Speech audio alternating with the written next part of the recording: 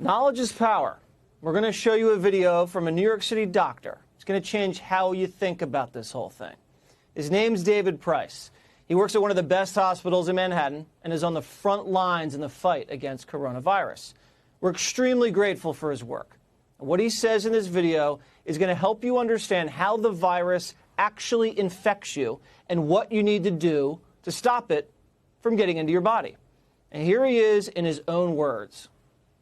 You may hear a little inflection in my voice, like I'm emotional. It's not because I'm scared. It's actually the opposite. For the first time in a while, I'm actually not scared.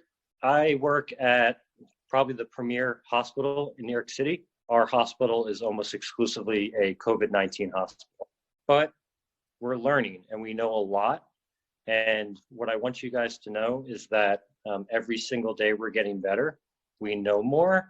And I am confident that the stuff I can tell you today should make you guys feel like when this comes to your community, that you don't have to be scared and that you can protect your family. What I'm going to play for you next is very, very important. Listen very carefully. This is how you actually get infected by the virus. The way that you get this is the transmission of the virus almost exclusively from your hands to your face. From your hands to your face. And so it's either into your eyes, into your nose, or into your mouth. So there's a lot of talk about contact or getting it through contact, hands to face. There's also a small thought that it can be aerosolized, that it can kind of exist a little bit in the air. The thought at this point is that you actually have to have very long, sustained contact with someone. And I'm talking about over 15 to 30 minutes in an unprotected environment, meaning you're in a very closed room without any type of mask, for you to get it that way. But to very simply state, the overwhelming majority of people are getting this by physically touching someone who has this disease or will develop it in the next 1 to 2 days, and then touching their face. The thing that makes me smile a little bit is that I actually know now that I won't get this disease because I know how to protect myself. Let's go over this again.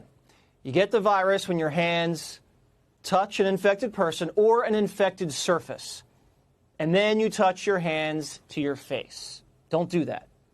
And in some cases, if you're in a small sealed off space or room with an infected person for longer than 15 minutes or so, you can also probably get it that way. Now listen to these 2 tips coming up on how to prevent yourself from being infected by coronavirus. So I just want to give you guys a few very, very practical tips to how to protect yourself. It's become a hand Nazi. Everything you know about your hands, just keep them clean and you will not get this disease. The second thing is you have to start psychologically working on the connection between your hands and your face. So someone at a party has this and you shake their hand, right? And then you touch your face. It's that simple. That is how you get this disease. Those 2 things combined is incredibly powerful and will prevent the transmission of the disease into your family in 99% of cases. To know your hands are clean and to not touch your face, period. This is the key. If you listen to any part of the show, listen to this. This is straight from the doctor on the front lines. Keep your hands clean. Wash them all day long.